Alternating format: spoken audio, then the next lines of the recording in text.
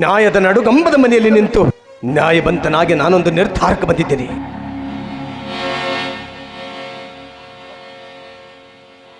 ಧನ್ಯರು ಹಿಂಗ್ ಚಿಂತೆ ಮಾಡ್ತಾ ಕೂತ್ರಿ ಹೆಂಗ್ರಿ? ನನ್ನ ಮಗಳು ಹುಟ್ಟಿ ಇಷ್ಟೆಲ್ಲ ಅನಾಹುತಕ್ಕೆ ಕಾರಣ ಆಯ್ತು. ನನ್ನ ಮಗಳು ಹುಟ್ಟಿ ಈ ಮನೆಯೇ ಬದಲಾವಾಯಿತು.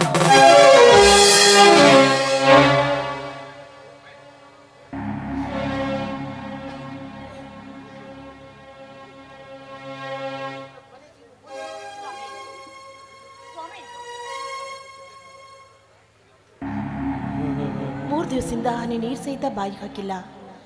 ಈ ಒಂದು ಗ್ಲಾಸ್ ಹಾಲಾದ್ರೂ ಕುಡಿಬಾರ್ದ?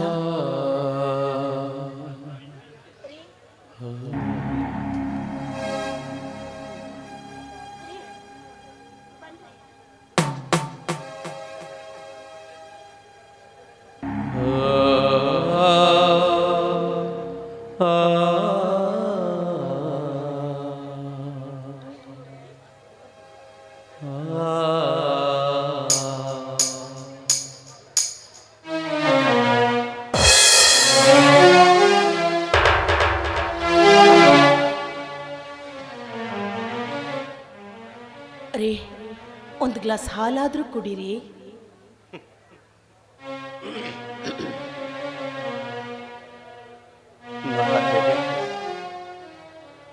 ನಮ್ಮ ಮಗ ಮಾಡಿದ ಹೀನ ಕೃತಿಗೆ ಈ ಮನೆಯ ಮಾನ ಪ್ರಾಣ ಮಣ್ಣು ಪಾಲಾಗುವ ಪ್ರಸಂಗ ಬಂತು.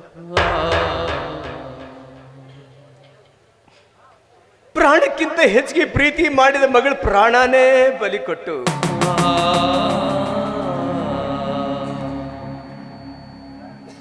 ಈ ಮನೆಯ ಮಾನ ಉಳಿಸಿದ ಪುಣ್ಯವಂತನ ಋಣ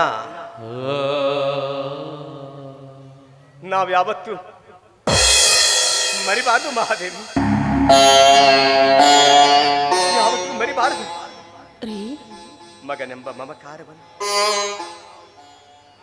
ಮಗನೆಂಬ ಮಮಕಾರದ ಕಿಚ್ಚನಲ್ಲಿ ಬಿತ್ತು ಹುಚ್ಚು ತೆರೆದ ಆವೇಶದಲ್ಲಿ ನಿನ್ನ ಮಗ ಮಾಡಿದ ತಪ್ಪಿಗೆ ಶಿಕ್ಷೆ ಯಾವತ್ತಿಗೂ ತಪ್ಪಬಾರದು ಮಹಾದೇವಿ, ತಪ್ಪಬಾರದು.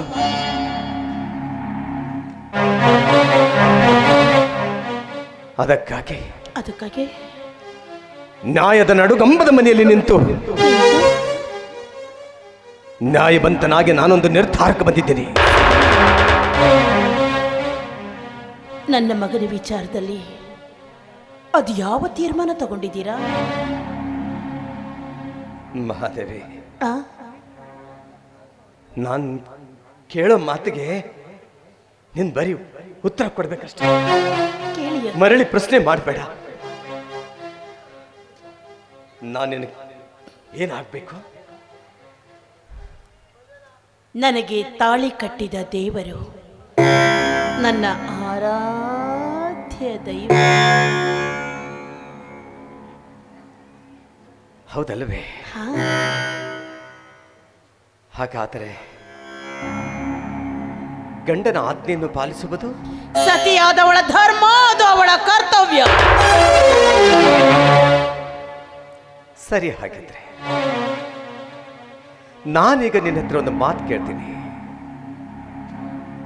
ನಡೆಸಿಕೊಡ್ತೀನಿ ಅಂತ ನನಗೆ ಮಾತು ಕೊಡು.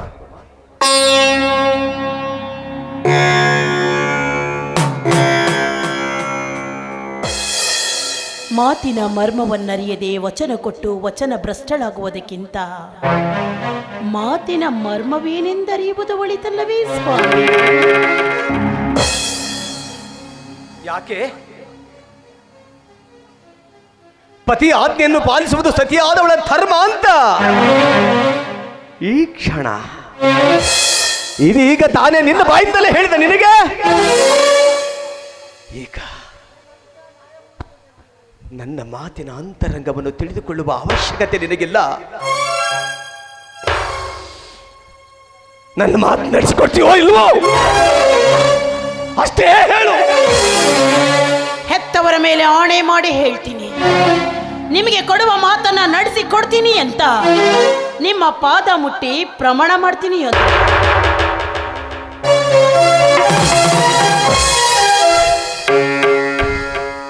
ಕೇಳಿ ಅಂದ್ರೆ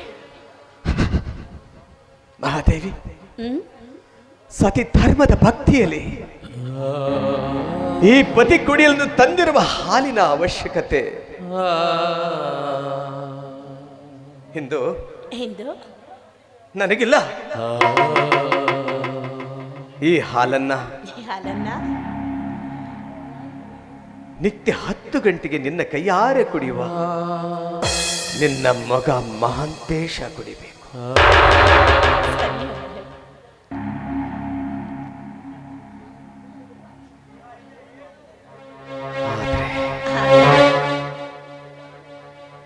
ಹೆತ್ತ ತಾಯಿಯ ಕೈಯಿಂದ ಹಾಲು ಕುಡಿಯುವ ಹಂಬಲ ಹೊತ್ತು ಅವನು ಬಂದಾಗ ವಿಷ ಹಾಕಿ ಕುಡಿಸಿ ಕೊಂದು ಬಿಡು ಅವನ್ನ.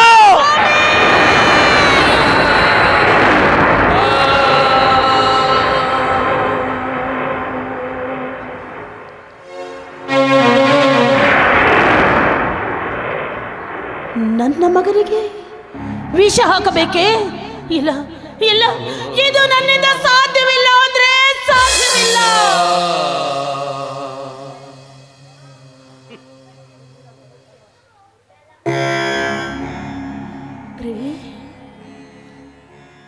ಹೆತ್ತ ಮಕ್ಕಳಿಗೆ ಪ್ರೀತಿ, ಮಮತೆ, ವಾತ್ಸಲ್ಯ ಕೊಡುವ ತಾಯಂದ್ರನ್ನ ನೋಡಿದಿರೇ ವಿನಃ ಹೆತ್ತ ಮಕ್ಕಳಿಗೆ ವಿಷ ಹಾಕುವ ತಾಯಂದಿರಿರುವವರೇ ಈ ಪ್ರಪಂಚದಲ್ಲಿ.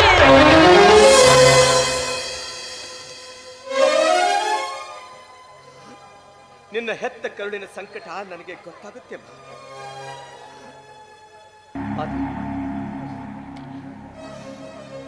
ಏನ್ ಮಾಡಕ್ಕಾಗತ್ತೆ? ನೀನು 9 ತಿಂಗಳು ಹೊತ್ತು ಹೆತ್ತು ಎದೆ ಹಾಲು ಕುಡಿಸಿ ಚಂದಿರನ ಬೆಳದಿಂಗಳಲ್ಲಿ ತುತ್ತು ಮಾಡಿ ಉಳಿಸಿ ಬೆಳೆಸಿದ ಆಡಿದ ಹೆತ್ತ ಕರುಳಿನ ಸಂಕಟ ನನಗೆ ಗೊತ್ತು ಮಾಡಿ. ಆದ್ರೆ ಆ ವಿಧಿ ವಿಲಾಸದ ದುರಂತದಲ್ಲಿ ಕರುಳ ಕುಡಿಯನ್ನ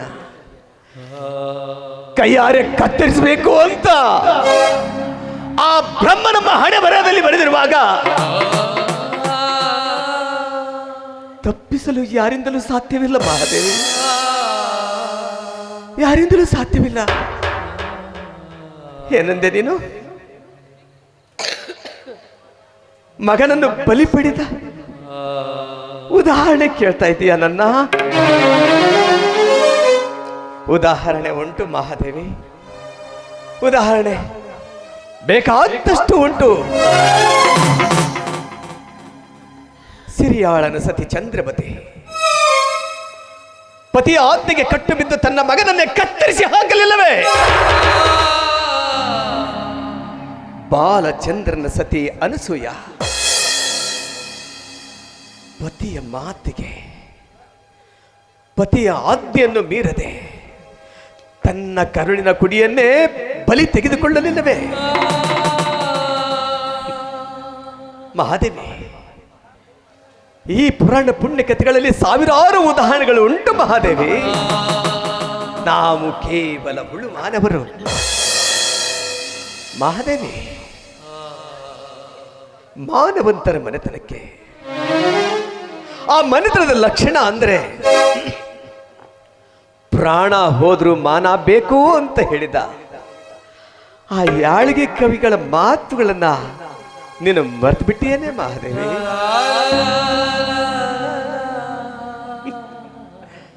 ನೋಡು, ಈಗ ನಿನ್ನೊಂದಿಗೆ ನನಗೆ ಹೆಚ್ಚಿಗೆ ಮಾತನಾಡೋದಕ್ಕೆ ಇಷ್ಟ ಇಲ್ಲ. ನಾನೀಗ ಕೇಳೋದು ನಿನ್ನ ಒಂದೇ ಮಾತು.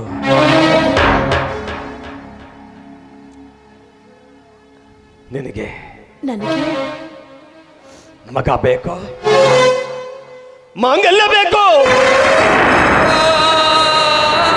ಯಾವುದು ಬೇಕು? ಯಾವುದು ಬೇಕು ಹೇಳು ಮಹಾದೇವಿ, ಹೇಳು.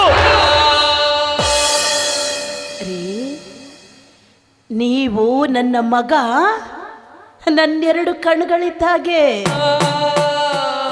ಎರಡು ಕಣ್ಣುಗಳಲ್ಲಿ ನಿನಗೆ ಯಾವ ಕಣ್ಣ ಬೇಕು ಅಂತ ಕೇಳಿದ್ರೆ ನಾನೇನು ಉತ್ತರ ಹೇಳಿ ಅಂದ್ರೆ ನಾನೇನು ಉತ್ತರ ಹೇಳಿ? ಆದ್ರೂ ನಿಮ್ಮ ಸತಿಯ ಸ್ಥಾನದಲ್ಲಿ ನಿಂತು ನಾನು ನಿಮಗೊಂದು ಮಾತಾಡ್ತೀನಿ. ನನಗೆ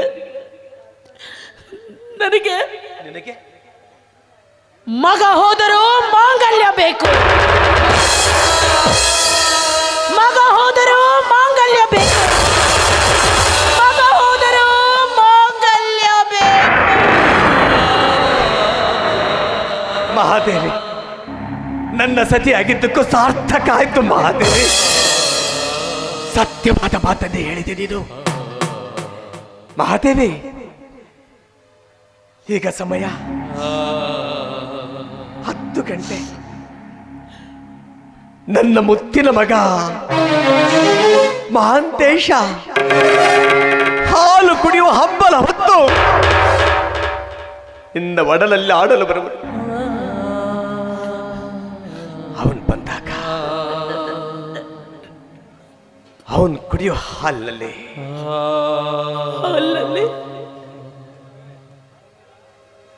ಈ ವಿಷ ಹಾಕಿ ಬೆರೆಸಿ ಕೊಲೆ ಮಾಡು.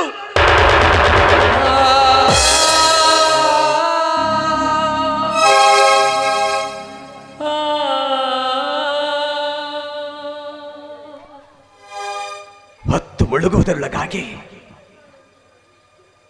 ನಿನ್ ಮಗನ್ ಪ್ರಾಣ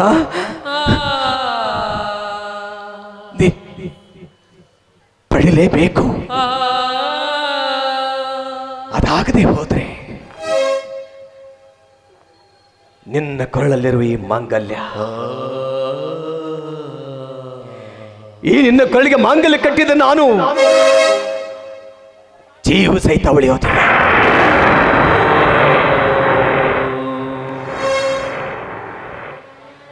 ಹಾಗೊತ್ತು ವೇಳೆ ನಮ್ಮಿಬ್ರು ನುಡಿಸಿ ನೀನ್ ಸತ್ರ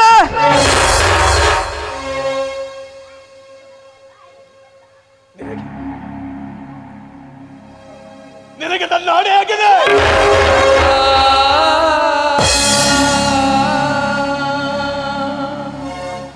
ಯಾವುದು ಉಳಿಸ್ಕೊಳ್ಬೇಕು, ಯಾವ ಕಳೆದುಕೊಳ್ಬೇಕು ಅಂತಕ್ಕಂಥ ನಿರ್ಧಾರ ನಿನಗೆ ಬಿಟ್ಟರೆ.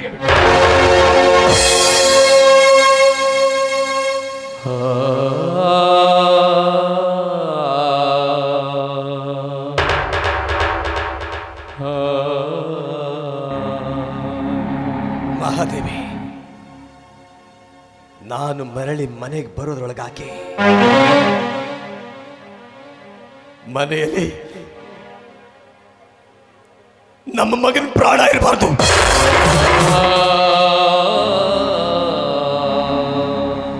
ಅವನ ಹೆಣ ಇರಬೇಕು.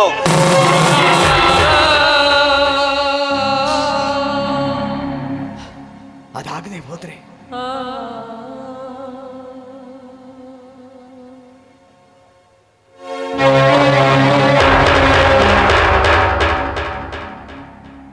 ನಿನ್ನ ಕೊರಳಿಗೆ ಕಟ್ಟಿದ ಈ ಮಾಂಗಲ್ಯ ಅದು ನಿಂದಲ್ಲ. ದೇವರು ಹೊಸೆದ ಪ್ರೇಮದ ದಾರದಿ ಬೆಸೆದ ಋತುಗಳ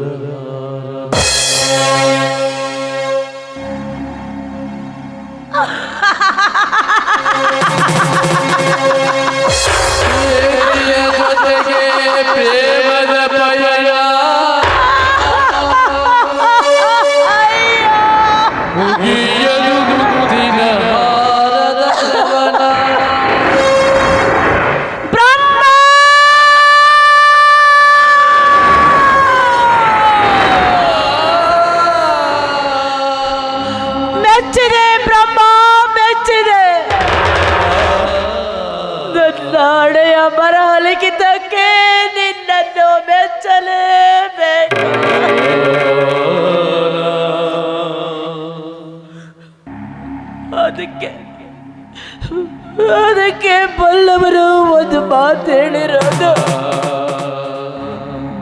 ಬ್ರಹ್ಮನ ಬರಹವನ್ನ ಬಲ್ಲವರು ಯಾರು ಅದ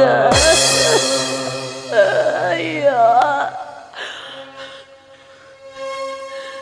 ಮಗನ ಬಾಸಿ ಮಾಂಸದ ಮುದ್ದೆಯನ್ನ ನನ್ನೊಡಲಿಗೆ ಹಾಕಿ ರಣಹದ್ದುಗಳ ಕಣ್ಗಳಿಂದ ರಕ್ಷಿಸಿಕೋ ಎಂದು ಎಚ್ಚರ ವಹಿಸಿದೆ.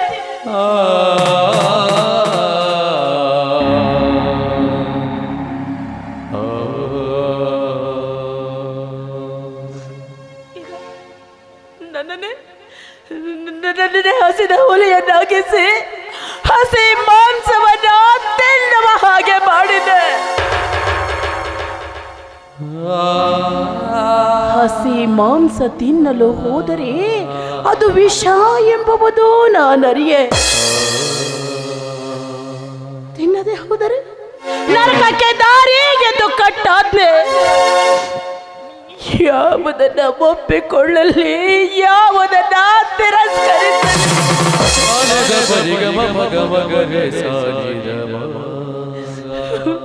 ಈ ಭರತ ಪುಣ್ಯ ಭೂಮಿಯಲ್ಲಿ ಜನಿಸಿದ ನಾನು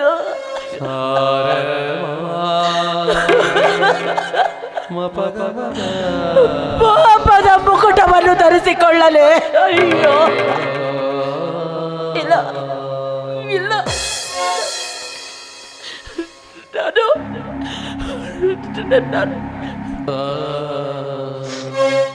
ನನ್ನ ಪತಿಯಾದ್ಯರು ಪಾಲಿಸಲೇಬೇಕು. ನನ್ನ ಸತ್ಯ ಧರ್ಮವನ್ನು ನಾನು ಪಾಲಿಸಲೇಬೇಕು. ಪಾಲಿಸಿಯೇ ಪಾಲಿಸಿದೆ. ದೇವರು ಹೊಸದ ಪ್ರೇಮದ ದಾರ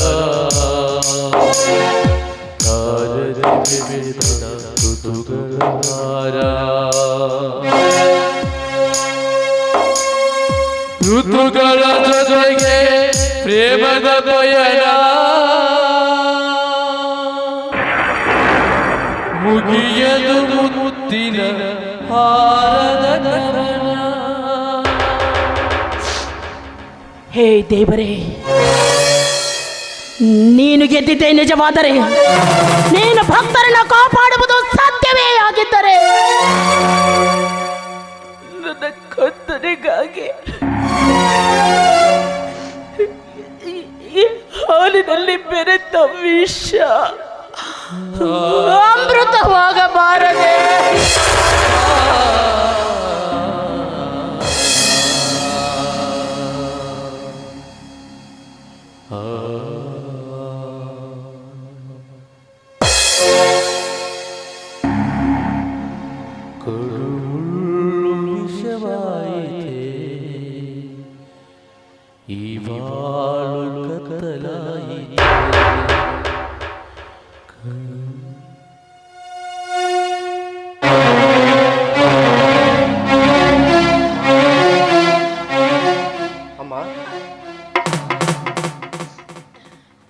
ಏನಮ್ಮ ನೀನು ಮಗ ಮನೆಗೆ ಬರುವಷ್ಟರಲ್ಲೇ ಕೈಯಲ್ಲಿ ಹಾಲು ಹಿಡ್ಕೊಂಡು ನಿಂತಿದ್ಯಲ್ಲ, ಎಷ್ಟಮ್ಮ ಪ್ರೀತಿ ನನ್ನ ಮಗನಿಗೆ. ನಿನ್ನಂತ ಹೆತ್ತ ತಾಯಿನ ಪಡಿಬೇಕಾದ್ರೆ ನಾನು ಎಷ್ಟು ಪುಣ್ಯ ಮಾಡಿದ್ದೀನಮ್ಮ. ನಿಜ ಅಪ್ಪ, ಎಲ್ಲ ತಾಯಿಯಂದ್ರು ಅವ್ರ ಮಕ್ಕಳಿಗೆ ಪ್ರೀತಿ ಮಮತೆ ವಾತ್ಸಲ್ಯ ಕೊಟ್ರೆ ಏನಿದು ತಾಯಿ ಹಾಲು ಕೊಡ್ತಾ ಇದ್ದೀನಪ್ಪ, ಹಾಲು ಕೊಡ್ತಾ ಇದ್ದೀನಿ ಕಂದ. ನಿನ್ನಂಥ ಮಗನನ್ನ ಪಡೆದದ್ದು ನನ್ನ ಪುಣ್ಯನೋ, ನನ್ನಂಥ ತಾಯಿಯನ್ನ ಪಡೆದದ್ದು ನಿನ್ನ ಪುಣ್ಯನೋ. ಆ ದೇವರೇ ಬಲ್ಲಪ್ಪ, ಆ ದೇವರೇ ಬಲ್ಲ. ಯಾಕಮ್ಮ ಕಣ್ಣೀರು? ಇದು ಕಣ್ಣೀರಲ್ವೋ, ಸಂತೋಷದ ಕಣ್ಣೀರು. ಸಂತೋಷಕ್ಕೆ ಹಾಗೆಲ್ಲ ಕಣ್ಣೀರು ಹಾಕ್ಬಾರ್ದ. ಹಾಲು ಕುಡಿ. ಇವತ್ತು ನನ್ನ ಹುಟ್ಟಿದ ದಿನ. ಬಹುಶಃ ನೀವಿಬ್ರು ಯಾವುದೋ ಕೆಲಸದ ಒತ್ತಡದಲ್ಲಿ ನನ್ನ ಹುಟ್ಟುಹಬ್ಬ ಆಚರಿಸೋದನ್ನ ಮರ್ತಿದ್ದೀರಿ ಅಂತ ಕಾಣುತ್ತೆ. ಅದು ಕೆಲಸದ ಒತ್ತಡದಲ್ಲಿ ಮರ್ತೋಯ್ತು ಕಂದ. ತಗೋ ಈ ಹಾಲು ಕುಡಿ, ಆಮೇಲೆ ನಾನು ನೀನು ನಿಮ್ಮಪ್ಪ 3 ಜನ ಶಿವನ ದೇವಸ್ಥಾನಕ್ಕೆ ಹೋಗಿ ರುದ್ರಾಭಿಷೇಕ ಮಾಡಿಸ್ಕೊಂಡು ಅಮ್ಮ, ನಿನ್ನ ಹತ್ರ ಒಂದು ಮಾತು ಹೇಳೋದಿದೆ. ಆ ಮಾತನ್ನು ನೀನು ನಡೆಸ್ಕೊಡ್ತೀನಿ ಅಂತ ಆದ್ರೆ ನಾನು ಆ ಹಾಲನ್ನು ಕುಡಿತೀನಮ್ಮ. ನೋಡು, ಇವತ್ತು ನಿನ್ನ ಹುಟ್ಟಿದಬ್ಬ. ಅಮ್ಮ ಹೇಗೆ ಹೇಳ್ತಾರೋ ಹಾಗೆ ಕೇಳಬೇಕು ತಾನೇ. ಮೊದಲು ನೀನು ಈ ಹಾಲು ಕುಡಿ, ಆಮೇಲೆ ನೀನು ಏನು ಹೇಳಿದ್ರು ನಾನು ಕೇಳ್ತೀನಿ. ಅಮ್ಮ, ನನ್ನ ಮಾತು ಕೇಳ್ತೀಯಲ್ವಾ? ನನ್ನ ಕಂದ ಅಲ್ವಾ? ತಗೋ.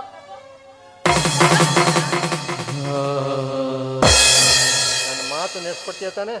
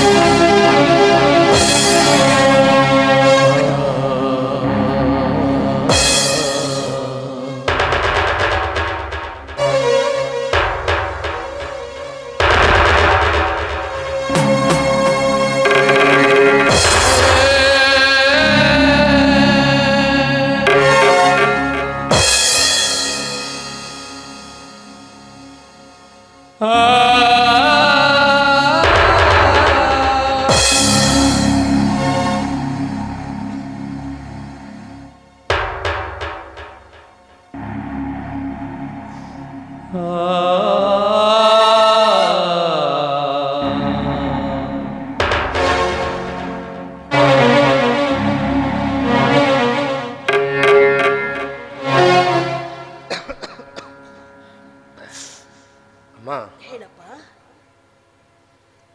ಇವತ್ತು ನನ್ನ ಹುಟ್ಟಿದ ದಿನ ಅಲ್ವೇ? ಹಾ ನಿನ್ನ ಹತ್ರ ಒಂದು ಸತ್ಯ ಹೇಳ್ಬೇಕಂತಿದ್ದೀನಮ್ಮ. ಏನಪ್ಪ ಅದು ಅಂಥ ಸತ್ಯ? ನನ್ನ ಜೀವನದಲ್ಲಿ ಹಾ? ಎಂದೂ ಮಾಡಲಾರ್ದ ತಪ್ಪನ್ನು ನಾನು ಮಾಡಿದ್ದೀನಮ್ಮ.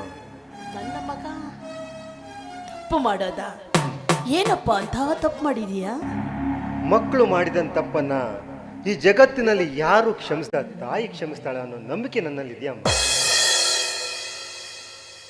ಮಾನವಂತರ ಮನೆಯ ಮಗನಾಗಿ, ಪುಣ್ಯವಂತ ತಂದೆ ತಾಯಿಯ ಕಂದನಾಗಿ ನಾನು ಮಾಡಬಾರ್ದ ತಪ್ಪನ್ನು ಮಾಡಿದ್ದೀನಮ್ಮ.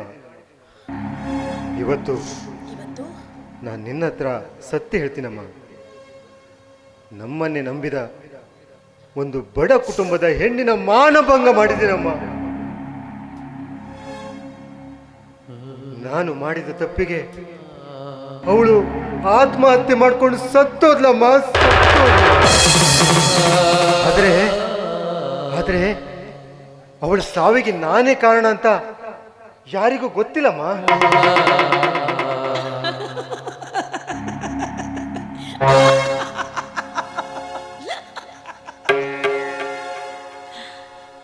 ಬೆಕ್ಕು ಕಣ್ಣು ಮುಚ್ಚಿ ಹಾಲು ಕುಡಿದ್ರೆ ಪ್ರಪಂಚಕ್ಕೆ ಗೊತ್ತಾಗಲ್ಲ ಅಂತ ತಿಳ್ಕೊಳ್ಳುತ್ತೆ. ನಿನಗಿದು ಮೊದಲೇ ಗೊತ್ತಿತ್ತೆ? ನೀನ್ ತಾನೇ ಹೇಳ್ದಲ್ಲಪ್ಪ. ಹೌದಮ್ಮ. ಅಮ್ಮ, ನಾನಿನ್ಮೇಲೆ ಇನ್ಮೇಲೆ ನಾನು ಯಾವ ತಪ್ಪು ಮಾಡಲ್ಲಮ್ಮ. ದಯವಿಟ್ಟು ನನ್ನನ್ನು ಕ್ಷಮಿಸ್ಬಿಡಮ್ಮ. ಈ ಪ್ರಪಂಚದಲ್ಲಿರೋ ಎಲ್ಲ ಹೆಣ್ಣುಗಳನ್ನ ನನ್ನ ತಾಯಿ ಅಂತ ಕಾಣ್ತಾನಮ್ಮ. ಅಮ್ಮ, ದಯಮಾಡಿ ನನ್ನನ್ನು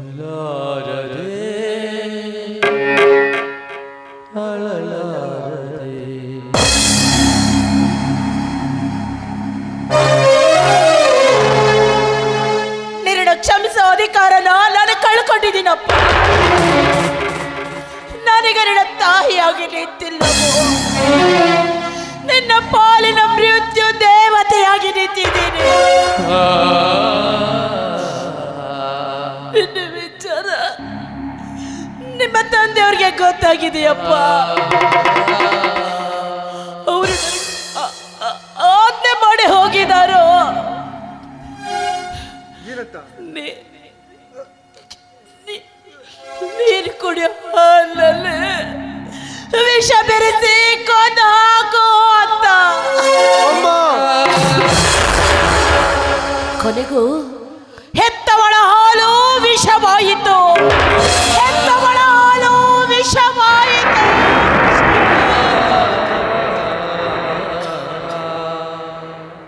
ನೀನು ನನ್ನ ವಿಷ ಹಾಕೋದೆ? ಇಲ್ಲ ನಿನ್ನ ಮಾತು! ಮಾತು!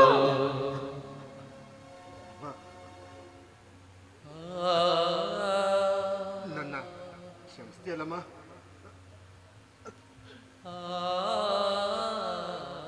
ಅಮ್ಮ ಅಮ್ಮ ಒಂದೇ ಒಂದ್ಸಲ ಒಂದೇ ಒಂದ್ಸಲ ಒಂದೇ ಒಂದ್ಸಲ ಒಂದೇ ಒಂದ್ಸಲ ಕಂದ ನನ್ನನ್ನ ಕ್ಷಮಿಸಿದ್ದೀನಿ ಅಂತ ಹೇಳಮ್ಮ. ಮಾತು!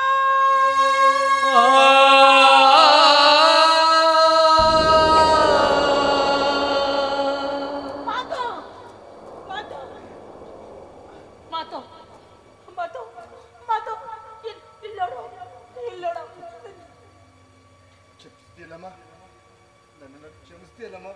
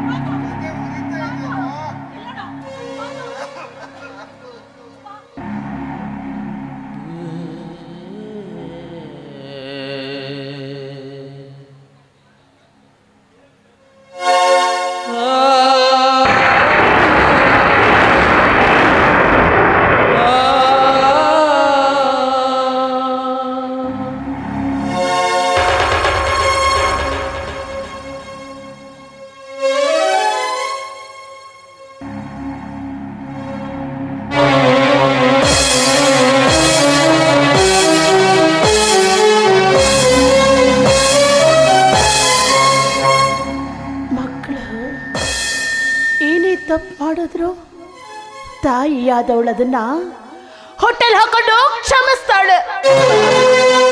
ಈ ಪಾಪಿ ತಾಯಿ ನಾನೇ ನನ್ನ ಕೈಯಾರೆ ನನ್ನ ಕದ್ದನ ಕೊಂದು ಹಾಕಿದೆ. ನನ್ನ ಕೆಟ್ಟ ತಾಯಿ ಈ ಭೂಮಿ ಮೇಲೆ ಬದುಕಿರ್ಬೇಕಾ? ಇಲ್ಲ.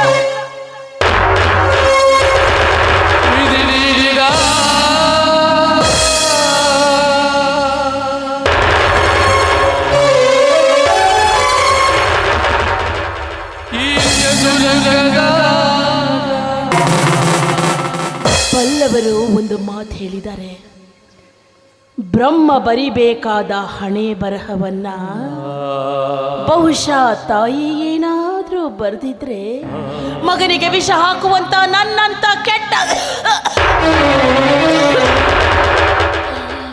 ಕೆಟ್ಟ ತಾಯಿ ಈ ಪ್ರಪಂಚದಲ್ಲೇ ಹುಡ್ತಾ ಇರಲಿಲ್ಲ.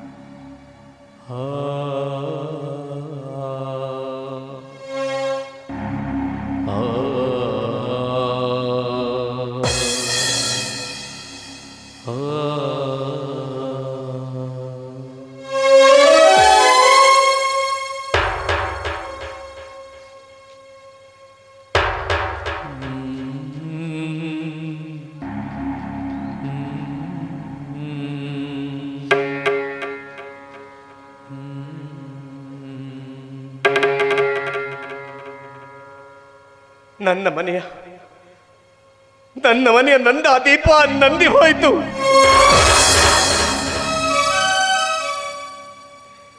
ಜೀವನವಿಡಿ ಹರಕ್ಕೆ ಹೊತ್ತು ಹಡೆದ ಮಗನ ಪ್ರಾಣ ಹಾರಿ ಹೋಯಿತು. ನಾ ಕಂಡ ಕನಸು ಕರಗಿ ಹೋಯಿತು.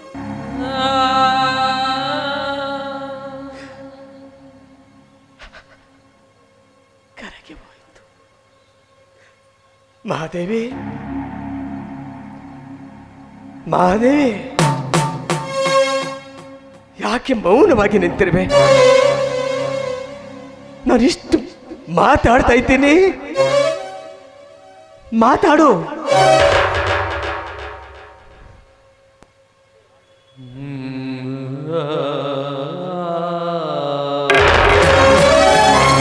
ನೋಡ್ರಿ, ನೋಡಿ ನನ್ನ ಮಗ ಹೇಗೆ ಚಿರಣಿದ್ರಿಗೆ ಜಾರಿದನಂತ ನೋಡಿ.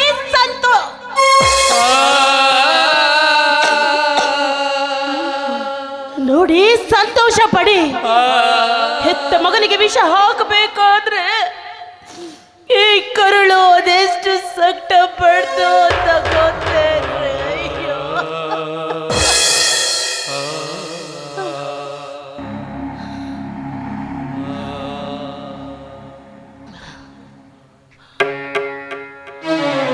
ಆನಂದ,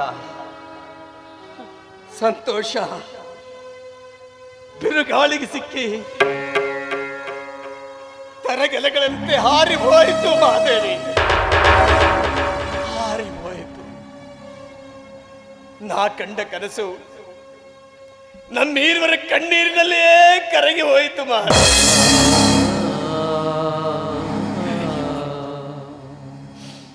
ಮಹಾದೇವಿ, ನೋಡು, ಸಮಯ ಹಾಳು ಮಾಡಬೇಡ. ಊರ್ ಜನ ಬಂದು ಮನೆಗೆ ಸೇರುವಷ್ಟರಲ್ಲಿ ಶವ ಸಂಸ್ಕಾರ ನಡೆದು ಹೋಗ್ಲಿ.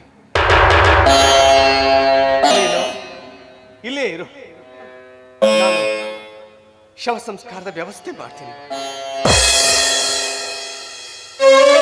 ರೀ, ಇವತ್ತು ನನ್ನದೊಂದು ಪುಟ್ಟ ಆಸೆ ಇದೆ, ನೆರವೇರಿಸ್ಕೊಡ್ತೀರಾ?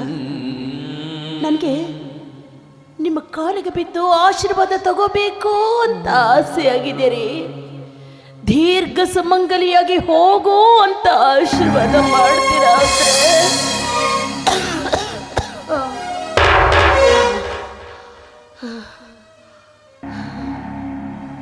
ಯಾಕೆ ಏನೇನೋ ಮಾತಾಡ್ತಾ ಇದ್ದೆ ನೀನು? ಬಹಳ ಮುಸ್ಸಂಜೆಯ ಹೊತ್ತಿನಲ್ಲಿರುವ ನಮ್ಮ ಒಬ್ರಿಗೊಬ್ರು ಆಸರೆಯಾಗಿ ಬದುಕಬೇಕಾಗಿದ್ದು ಧರ್ಮ. ನನ್ನ ಜೊತೆ ಬದುಕು ಮುಂದುವರಿಸುವ ಆಸೆ ನಿನಗಿಲ್ವೇ?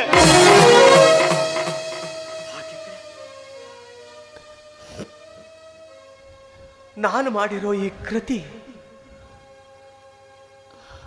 ತಪ್ಪು ಅಂತ ಅನಿಸಿದ್ರೆ ನೀನು ಒಂದೇ ಒಂದು ಮಾತು ಹೇಳು ಮಹಾದೇವಿ. ನಾನು ಈ ಕ್ಷಣ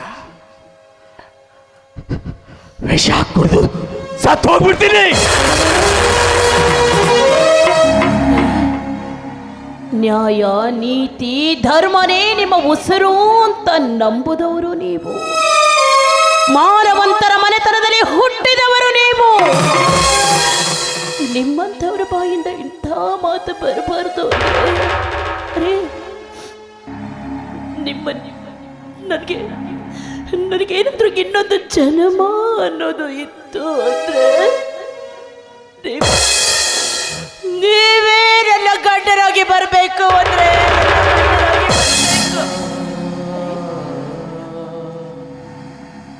ಸಪ್ತಪದಿ ತುಳಿಬೇಕಾದ್ರೆ ಕಾರೇಶು ದಾಸಿ, ಕರುಣೇಶು ಮಂತ್ರಿ, ಭೋಜೇಶು ಮಾತಾ, ರೂಪೇಶು ಲಕ್ಷ್ಮಿ, ಶಯನೇಶು ರಂಭೆ, ಕ್ಷಮಿಯಾ ಧರಿತ್ರಿ. ಧರ್ಮದಲ್ಲಾಗಲಿ, ಧನದಲ್ಲಾಗಲಿ, ವ್ಯಾಮೋಹದಲ್ಲಾಗಲಿ ಸದಾ ನಿಮ್ಮ ಜೊತೆಗೆ ಇರ್ತೀನಿ ಅಂತ ಹೇಳಿ ಈಗ ನಿಮ್ಮೊಬ್ಬರನ್ನ ಬಿಟ್ಟು ಮರಳಿ ಬಾರ್ದಿರೋ ನನ್ನ ಊರಿಗೆ ನಾನು ಹೋಗ್ತಾ ಇದ್ದೀನಿ.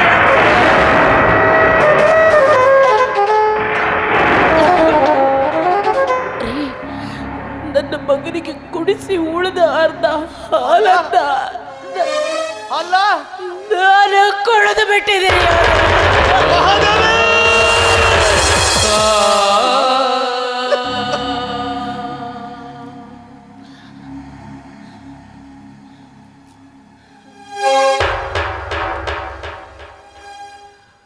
La la la la la la la la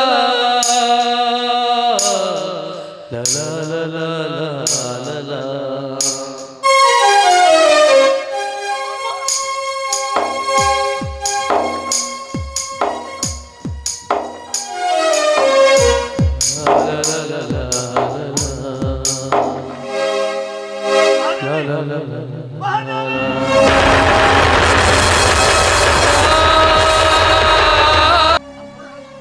ಅಪ್ಪರ ಅಪ್ಪರ ಹೀಗೆ ಊಟ ತಿಂಡಿ ನಿದ್ದೆ ಎಲ್ಲ ಬಿಟ್ಟು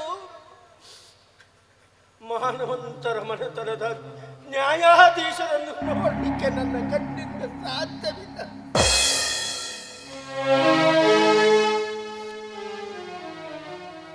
ತಪ್ಪು ನಿನ್ನದಲ್ಲ.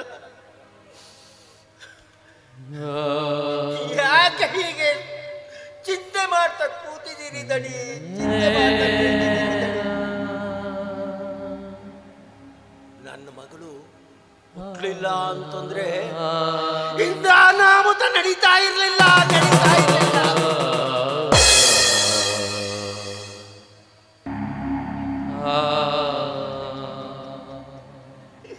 ನನ್ನ ಮಗಳು ಹುಟ್ಟಿ ಈ ಮನೆ ಮಸಾಲ ಮಾಡಿಬಿಟ್ಲು.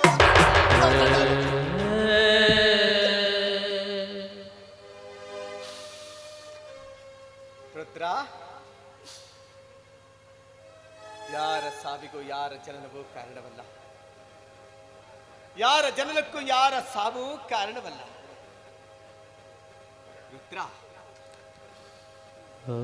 ನೋಡು,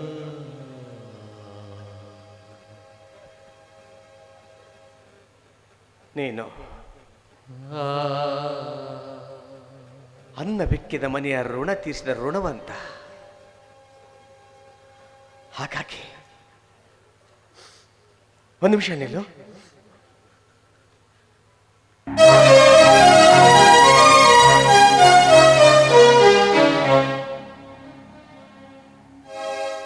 ತಗೋ ಇದನ್ನ.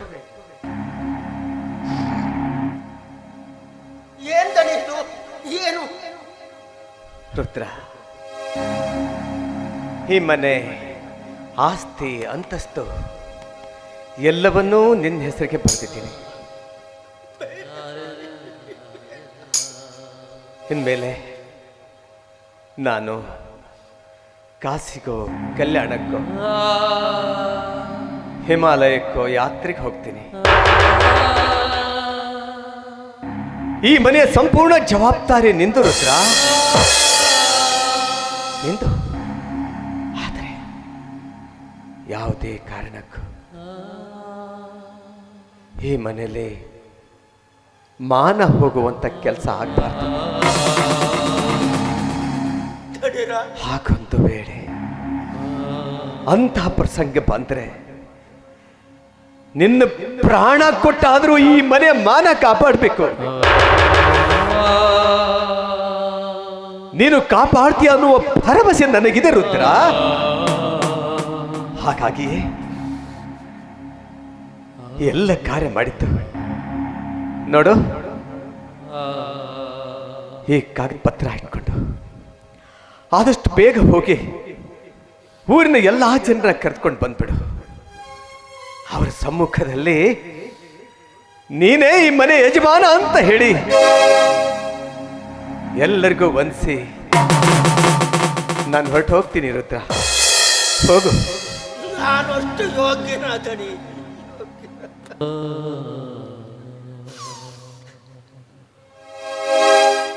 ರುದ್ರ, ಈ ಮನೆಯ ಮಾನ ಉಳಿಸಿದಾಗಲೇ ನಾನು ಅನ್ಕೊಂಡೆ ರುದ್ರ. ಅನ್ನ ಉಂಡ ಋಣ ಮುಟ್ಟಿಸುವ ಋಣವಂತ ನೀನು ಅಂದ.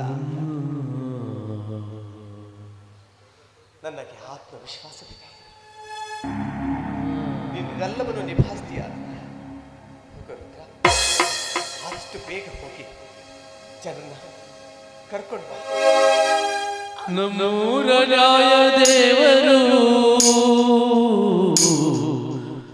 ಶ್ರೀಕೃಷ್ಣ ಯಜಮಾನರು. ನಮ್ಮೂರ ನ್ಯಾಯ ದೇವರು ಶ್ರೀಕೃಷ್ಣ ಯಜಮಾನರು. ಮಾತಿನಲ್ಲಿ ಉಂಟು ಪ್ರೀತಿಯಲ್ಲಿ ಬೆಲೆಯುಂಟು. ಮಾತಿನಲ್ಲಿ ಉಂಟು ಪ್ರೀತಿಯಲ್ಲಿ ಬೆಲೆಯುಂಟು. ಸ್ನೇಹದ ಕಂಡರು.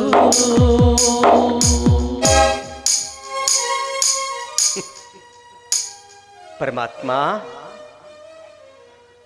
ಏನಿದು ನನ್ನ ಬಾಳಿನಲ್ಲಿ ನಿನ್ನ ಚದುರಂಗದ ಆಟದ ಲೀಲೆ? ನನ್ನ ಬದುಕೆಂಬ ಸಂತೆ ನಿನಗಿಷ್ಟ ಆಗಲಿಲ್ಲವೇ? ನಾನೇನ್ ತಪ್ಪು ಮಾಡಿದ್ದೆ ಅಂತ ನನ್ನ ನರಕ ಶಿಕ್ಷೆಯನ್ನು ನೀಡ್ತಾ ಇದೆಯಾ ತಂದೆ? ಸತ್ಯವಂತರಿಗೆ ಇದು ನೀನು ನೀಡುವ ಸತ್ತು ಪರೀಕ್ಷೆ ಅಥವಾ ಶಿಕ್ಷೆ? ಹೇಳು ಪರಮಾತ್ಮ, ಹೇಳು, ಮಾತಾಡು. ಕಲ್ಲಾಗೆ ಕುಳಿತ ಕಳ್ಳ ನೀನು.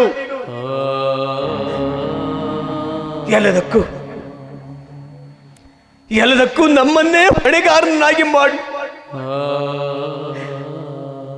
ಕುಳಿತು ನಗುವ ಮಹಾನ್ ನೀಚ ನೀನು. ತಪ್ಪಾಯ್ತು. ಇಲ್ಲಪ್ಪ, ತಪ್ಪು ತಪ್ಪು. ಇಲ್ಲ ಪರಮಾತ್ಮ, ಇದು ನನ್ನ ದುರಂತ, ನನ್ನ ದೈವ ದುರಂತ.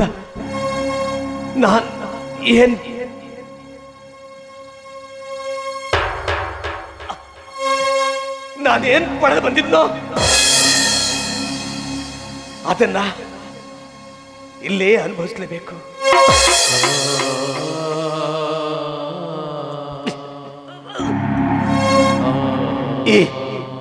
ಈ ಭೂಮಿ ಮೇಲೆ ಬಂತ ಪ್ರತಿಯೊಬ್ಬರು ನಾವೇ ಏನ್ ಪಡೆದಿರ್ತವೋ ಅದನ್ನ ಅದು ಭಾವಿಸಿ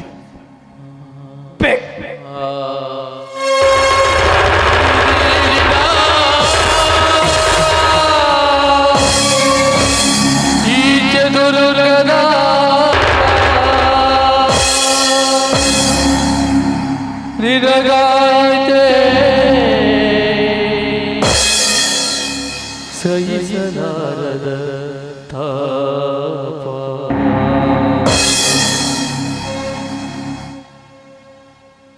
ಯಾರು ಮಾಡಿದ ಪಾಪ ವಿಧಿ ನೀಡಿದೆ ಶಾಪ.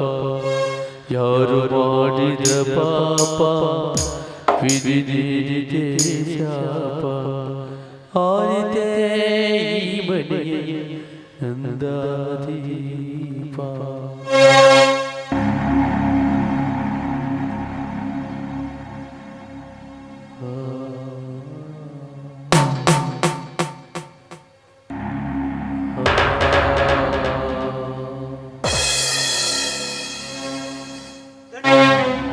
ದಣಿ ದಣಿ ಊರ್ ಜನ ಎಲ್ಲ ಬರಕತ್ತಾರ್ರಿ. ಗಲಾಟೆ ಕೇಳ್ತಾ ಇದೆ ದಣಿ, ನೀವ್ ಹೇಳಿ ಕಳಿಸ್ತಂತೆ ಊರ್ ಜನ ಎಲ್ಲ ಬರಕತ್ತಾರೆ.